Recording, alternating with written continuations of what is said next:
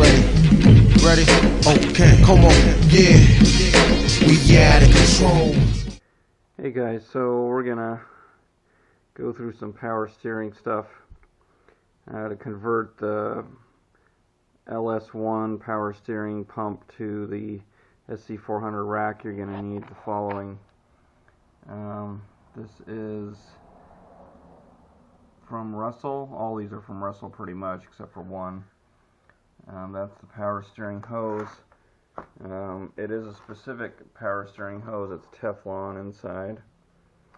You're going to have a 90-degree fitting, which is this part number. I'll put these in the description.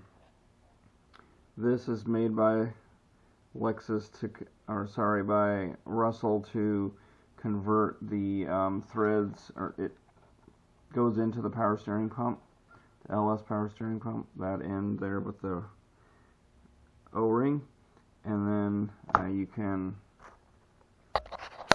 take your fitting and attach to that. This is the other side. One last thing you need is from Driftmotion. This will screw into the rack, the Toyota rack, Lexus rack, and then that's a -6 on the other end. So, Fully Spooled is a channel that I've been watching for a long time and has actually helped out with parts and this type of thing.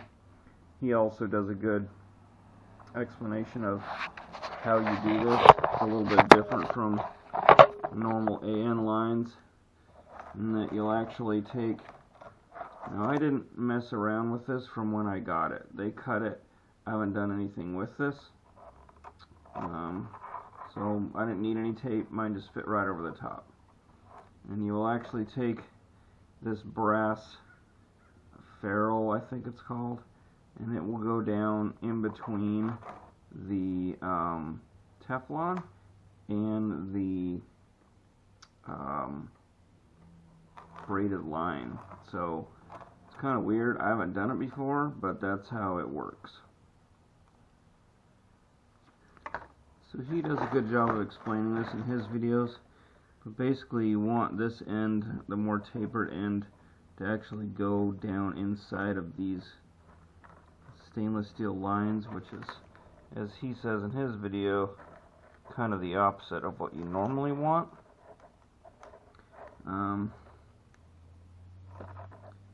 It is weird to actually be pulling the braided line away, because normally you don't want to do that, but that's what we're going to do here.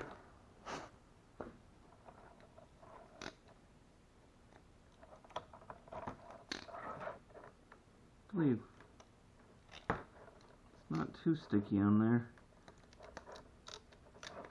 Let's see how much success I actually have. So I worked with that for a little bit. I think we're good. What happened is I just, instead of going against what you normally do with AN line, which is try to keep this close, you just have to kind of manhandle a little bit with a knife. That's what I did to separate it, and then you can get the ferrule down in there.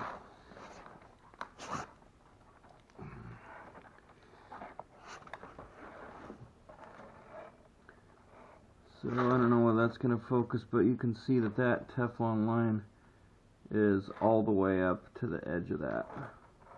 So I don't even know if you need it that deep necessarily, but mine's in there fully. So now you take the other end and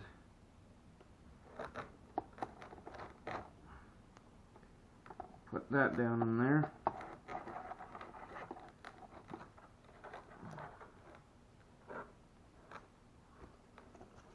Looks like we cut a little Teflon.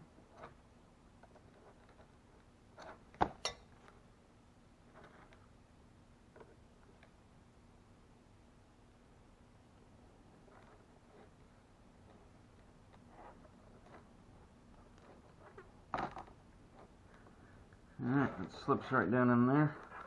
And now you take the other end you already got on there and put it together. steel, so not as big a deal as aluminum.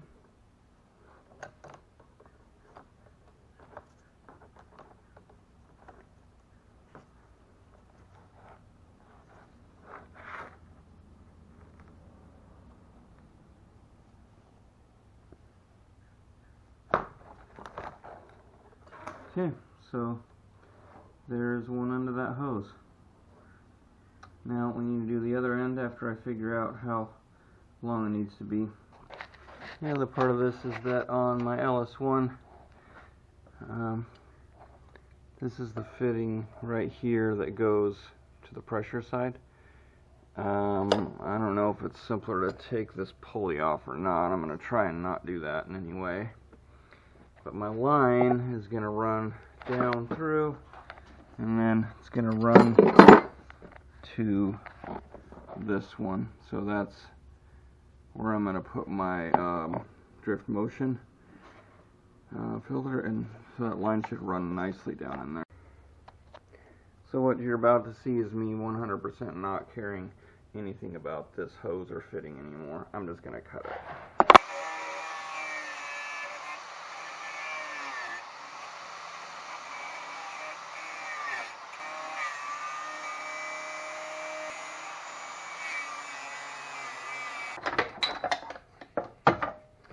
Don't need it for anything anyway. 16 maybe?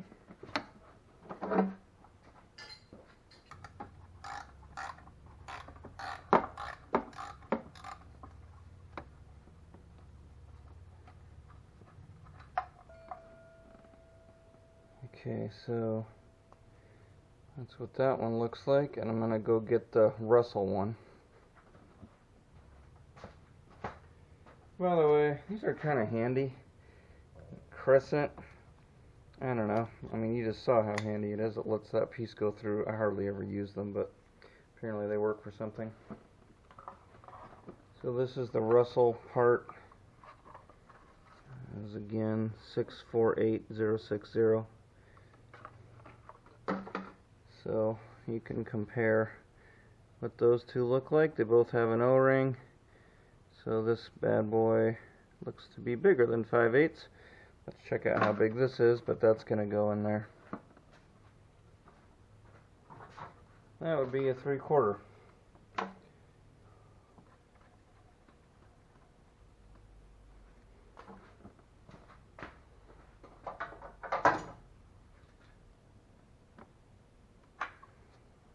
It's pretty easy.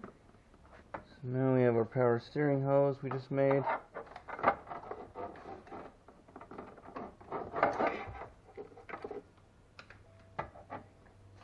Plenty of length on this thing. I just got 3 feet. That's more than enough. So I'm not going to tighten that up anymore for now. But you can see how that works. First time I ever made that fitting. It just needs to snake down to that guy, which I'm going to do upcoming here. So I already turned my Ryobi impact on this. No go, so we're going with a breaker bar. If it doesn't slip. There we go.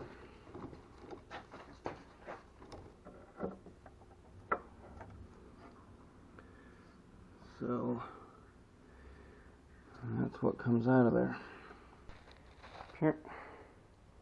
Apparently there's a couple different kinds of fittings on Toyota racks. This one uses the kind that use a crush washer. So Driftmotion is very clear on their site which one you need. It gives a little explanation. So that's going to go right down in there.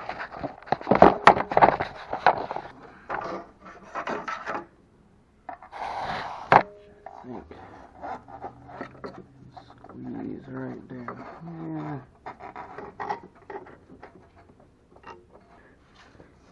So it's going to squeeze right down there. So say that gives us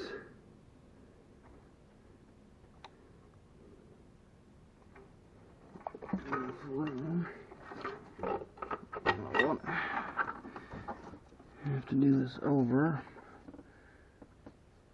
So that's that.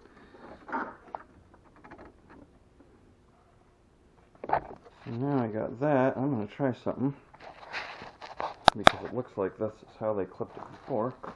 But I'm out in the yard.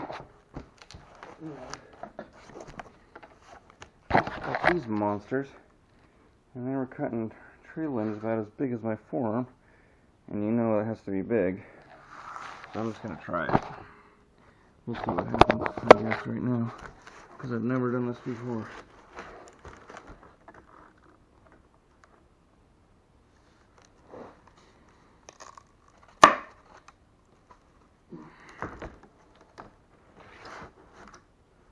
I'm going to go with, oh, nice. Actually successful, I'm going to say.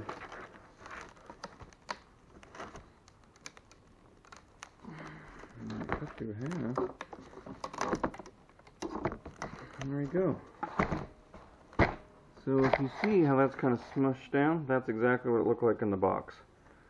Looks like if I fuck this up, we probably have another chance at it. So now we're going to put the other end in here. Actually, be kind of excited if I can get this done tonight. Kind of use this to straighten out a little bit.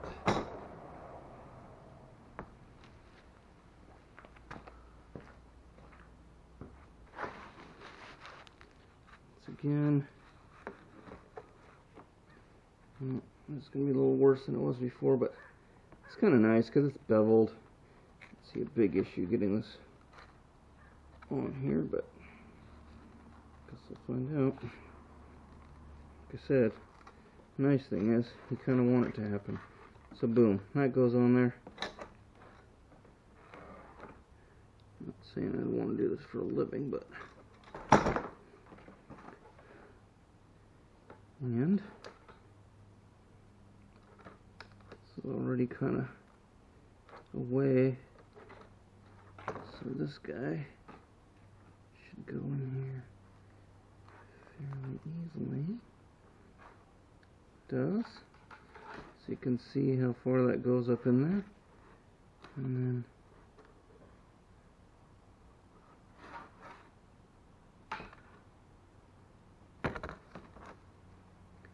did kind of squash the Teflon a little bit before.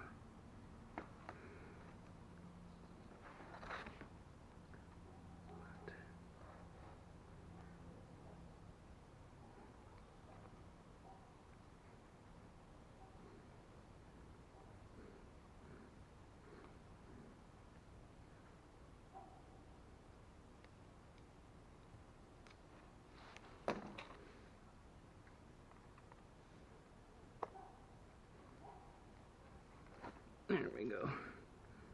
That goes in there nice. Grab this guy. And we'll start grabbing those threads.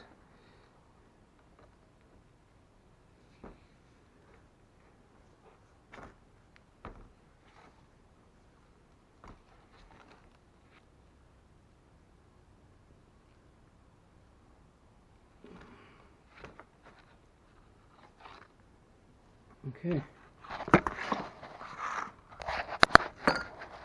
so there you have it. I've never done this before, so I'm going to go put it on. Okay, so pretty proud of myself on that one. There's the line hooked in there. Snakes its way in back of the pulley. There's no clearance issues.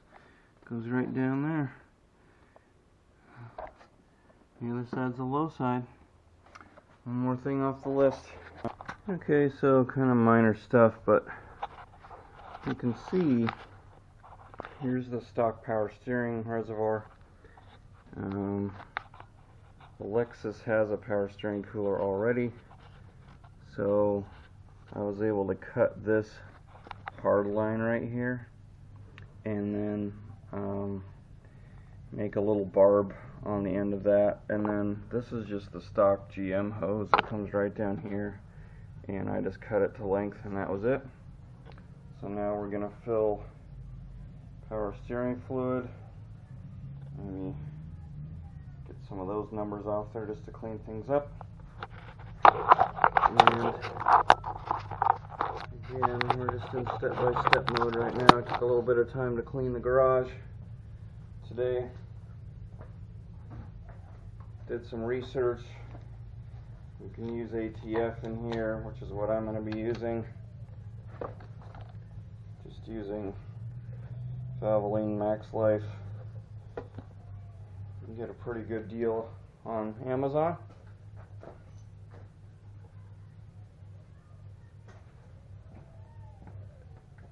Funnel.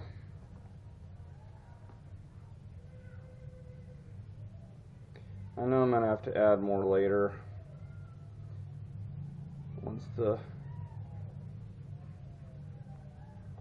system cycles through, but at least for startup this will be good.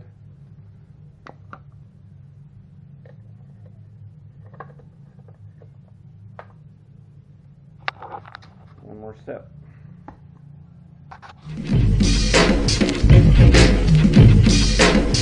I'm ready. Ready? Okay, come on, yeah. We out of control. It's out of control. We out of control. It's out of control. It's out of control. Off the chain, we animal.